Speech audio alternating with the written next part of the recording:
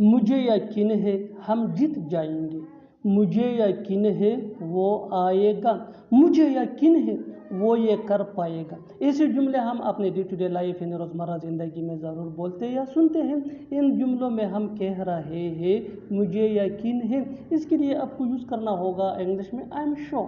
I am, ये I am का short form है। आइए कंप्लीट स्ट्रक्चर समझते हैं। आई am sure plus sentence, sentence ये टेंस या सिचुएशन के हिसाब से चेंज होता रहेगा।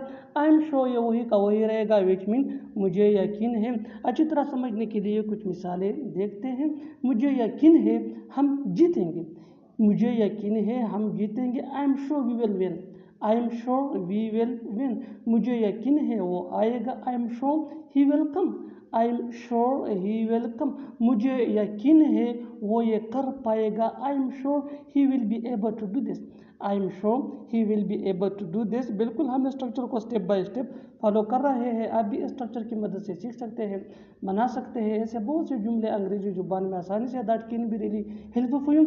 अच्छी तरह समझने के लिए एक और मिसाल देखते हैं। One more example for better understanding.